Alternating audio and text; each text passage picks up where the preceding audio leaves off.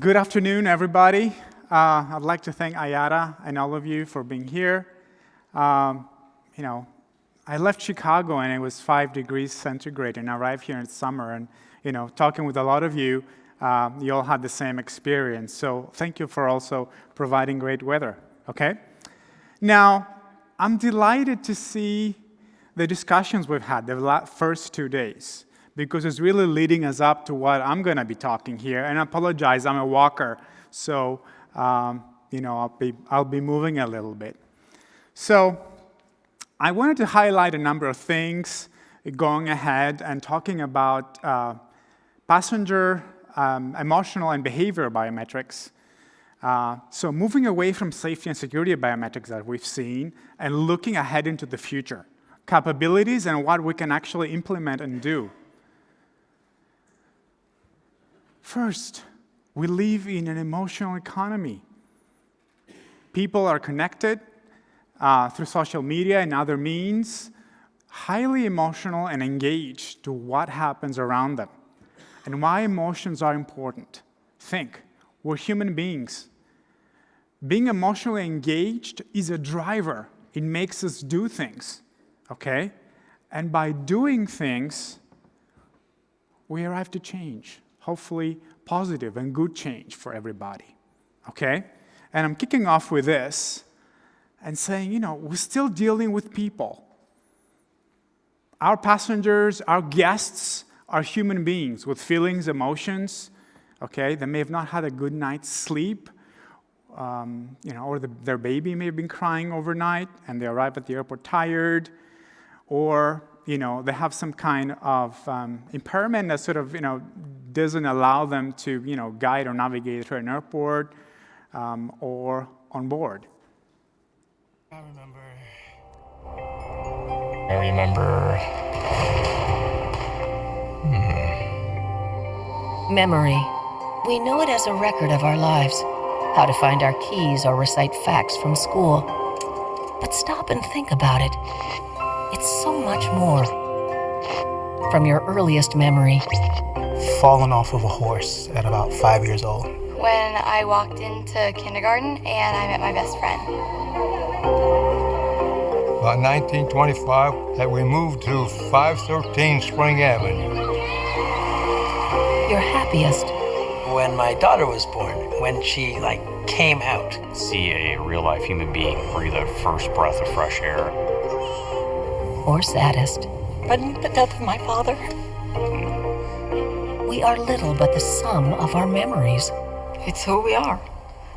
That's how we understand ourselves and our lives. Consider for a moment just how vivid a memory can be. The smells, the sounds. I know the shoes, the socks, the pants, and the shirt I wore. And it was like it happened yesterday. I do have a picture in my head. You can see it. So, how do we generate those positive memories to the point that our passengers and our guests are actually become ambassadors of our airports, our airlines, our onboard products, and so on, okay? These are our passengers. These are the people that actually use our facilities. So we need to look carefully and synergize and talk together at every single touch point of the passenger journey that you see here. And this is a short video of, our approach. Getting customers' attention has never been so difficult. Life is fast, complicated, and impatient. The 21st century challenge for product and service design and marketing is to cut through the noise and to not just capture attention, but capture interest. We have been working with business and researching ideas. Everything has changed. The way to win with customers has changed. Technology has evolved to be more ever-present, personal, and intense. It's everywhere, all the time. Have you watched people waiting at the airport, relaxing at the beach, walking down the hall? Technology is part of minute-to-minute life. Marketing has shifted from mass media messaging to focused, almost individualized messages across a worldwide network of devices. we developed our system for enhanced customer experience. The foundation of good design or promotion is matching your goals to information. This is a two-stage effort. We carefully identify and organize your goals, then map those goals to the information that will achieve them efficiently and effectively. The world is swimming in data, but starving for knowledge. And this really sums up what we've been talking about the first few days, formally within the sessions, but also informally during some of the social events. Technology is there. We all agree that, and new technology is coming along. But how can we actually make it all work? And, with our process, we're actually including more than one sensory input device or devices, okay? Face recognition and the visual front is very important, as well as our other senses. The next frontier, smell, taste, hearing, okay? Remember, we're still human beings, emotions. So when we actually perform tests and collect biometric data, primarily emotional and behavioral data, we do pay attention to those emotions too, and those senses too, okay? And it's a three-step process, identifying the scope and objectives of its project. I mean, as you understand, they may vary because we may be dealing with an airport or an airline and an onboard project, such as testing an onboard meal. And I'll share with you some examples of some testing we've done with Delta and American Airlines in the US. And then, use multiple of sensor input devices, all the way from EEG to, track brain activity, facial recognition, and eye tracking, all the way to galvanic skin response, and a few more. When we go into in-depth testing, we even use CT scans, and just put people laying down, and showing them videos, photos, and also smells, so that they know exactly what's going on, and then we can sort of test all that. And then provide business knowledge so that customers and all of you can actually use this. So here's the opportunity. We're not only thinking with our brains, but also with our hearts. If you leave the heart out, you cannot win anyone. Okay? And that's what we want. After all, we want loyalty from our customers, right? We want people to be passionate about us. And I'll mention an example. Not everybody may be able to afford a Maserati or a Lamborghini, but this doesn't stop us from becoming brand ambassadors and loving that brand. Okay? That's where the heart piece comes in. And we have a lot of beautiful technology out there, okay? But at the same time, this applies to design, so we often work with product industrial designers, architects, artists that look at aesthetics, human factors professionals, social scientists, and so on. That comes down again to how we understand all this. It's the cognitive science and the emotional importance of what we do. Now, there's still some challenges, though, okay, that a lot of people are talking about. Technology is great, but still has limitations. And I'll mention one example. There's been a lot of anecdotal information going around. I've even had CEOs of airlines tell me, oh, we can actually use the camera, that we have on board, or the camera next to, the screen, and capture someone, a passenger's attention and emotion. It doesn't work this way. Otherwise, I wouldn't have a job, and you guys wouldn't be here. Okay? Single sensor input, at least for the emotional and behavioral side, is not reliable enough yet. Yeah, you can tell where someone is looking at and what they like or what they may not like, but what about his or her other emotions? And I'll have an example that actually I'm going to showcase this. So we need more than one sensor input devices in order to provide a concrete result and say with pretty much good accuracy what's going on, okay? At the same time, misconception and misinterpretation. That technology can do everything for us without having us to intervene, okay? No, we need scientists, we need business professionals to be able to work with us to actually make this. And also, something that's going on in the news in North America lately, we design for everybody. But, sometimes we think we're inclusive, but we may be excluding others. So, there's a discussion about discrimination. People in wheelchairs, people with, reduced mobility or visual impairments and so forth. And we can only do this if we work together and earn people's trust, because right now it's not there yet. So I'm talking about integrating all these skills, and I'm happy to be able to have a lot of discussions with some of you in this symposium, and also be socially inclusive rather than exclusive. And we see it from millennials and all the generations that follow, okay? They're all going around with a screen or a tablet in their hands, okay? That's what this is the culture and the technology they grew up in, and that's going to be, some of these are actually our passengers. But yet, don't forget, we're also using technology too. Another area of importance is sharing the same values. Some may call it branding, a brand experience. Some may also call it, is a company ethical or unethical? What are they doing with my data? Which was another discussion we've had the past 2 days. And also, highlighting what I started saying when I started talking and sharing my knowledge with you is, a consumer, a passenger is seeing things in a three-dimensional way. So why are we still designing stuff in a two-dimensional way or leave out things instead of including things? And why is this beneficial? Because when we go to our clients, we can say, well, this has actually been biometrically tested now. And I'm not saying safety and security tested, but also emotionally and behaviorally certified, which is possible. And I'll say that that's actually coming.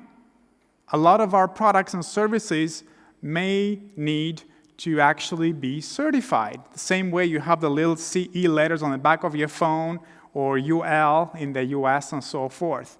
And that's not going to be down to our clients to do it. It's going to be down to us. So when you actually design an interior for a new airport, you can say, well, when we tested it, a higher percentage of people were happier going around, okay? Or it generated, certain emotional engagement and feelings of joy and excitement. And that also helps us stay consistent in doing that. And I want to move on and actually share some real examples of what I've been talking about so that you can understand, where we're going. Funny enough, the world is actually picking up on this. Just on Thursday, October 3rd, Wall Street Journal picked up on some of my work. And you see some of the slides, slides and photos there. So the world is watching what we're actually doing. And that's why I'm delighted that all of us, including, with IATA, we're having this discussion so that we can actually stay ahead of the curve. So what is emotions? What's engagement?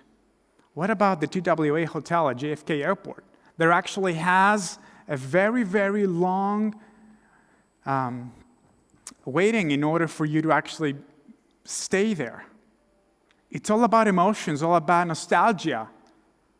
How do we incorporate this in everything that we do? Or Remova working with A-Shop and producing an almost $1,000 kit that people may buy. To a cafe on board, Austrian Julius Meinl, signature drinks. That all adapt to the experience. Again, learning from other sides of the industry also. Here at Union Square Cafe, we define hospitality as a dialogue This is a between us video and the guests. that Delta put together to actually educate crew and get them excited about the food they have on board.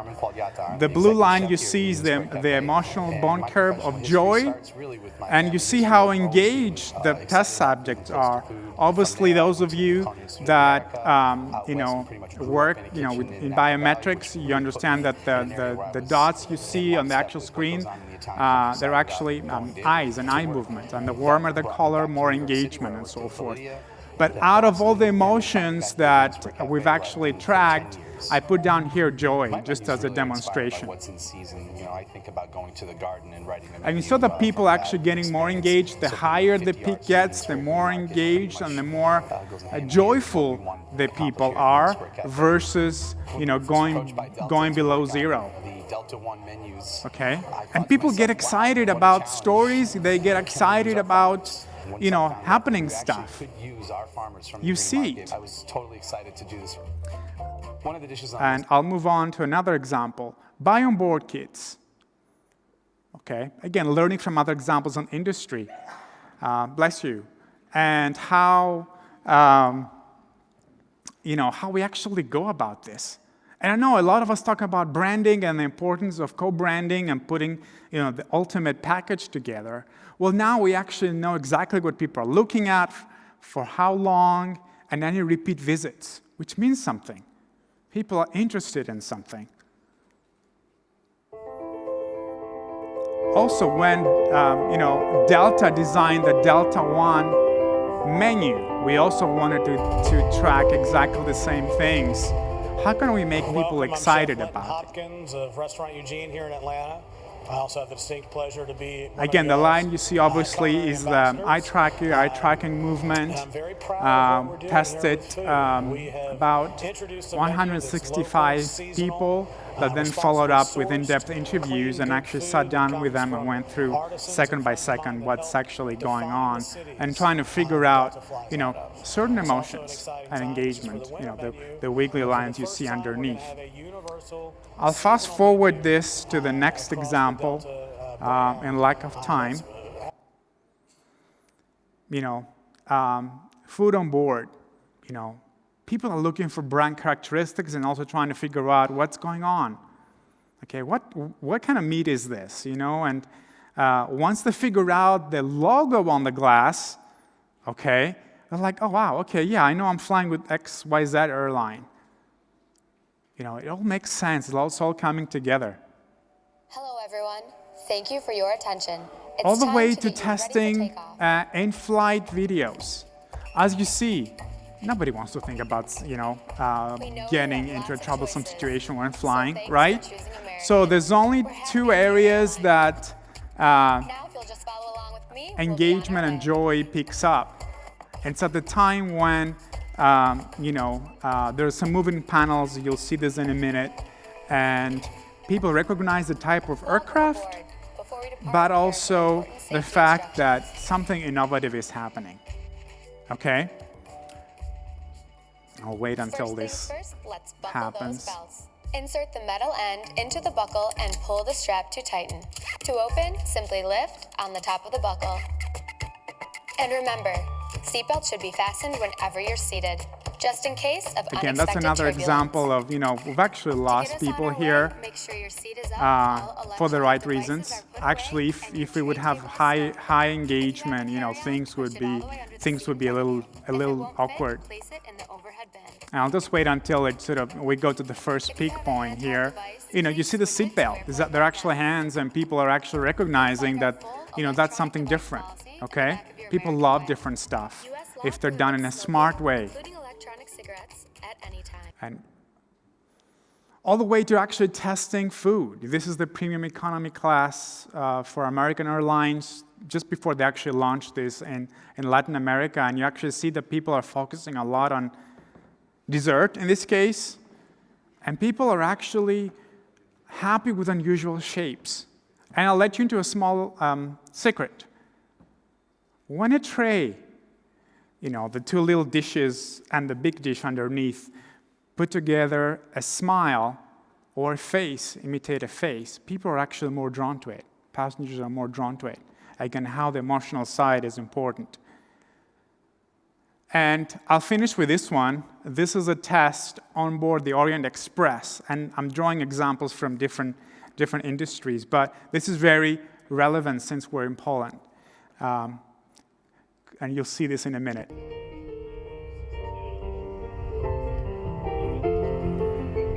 So the first curve is smile, the second is engagement, and the third is positive emotions. I've singled out these three. Anybody recognizing what song is playing in the background? Chopin, exactly. We're in the right country. So we see that the eyes are going around, noticing the interior and the architecture and the features, but we're drawn to the music. That's why sound is important, and our sense of hearing. And you see, it's sort of picked up, and as he actually finishes playing, the emotional bone curves, the smile, and is going down, and then it picks up again when they're actually eating. And some of these tests are actually better performed when the subjects haven't had much to eat for some time, so they're even hungrier, and then we get much stronger results. So you see they have no food in front of them, but once they start looking at the food, it's going to start picking up again.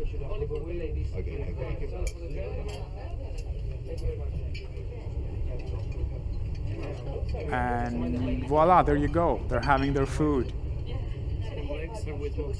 Okay, but I'll stop here. Closer look. And thank you all for your attention. I'm more than happy to share more examples later on, but looking forward to the next presentation. And thank you so much, everybody.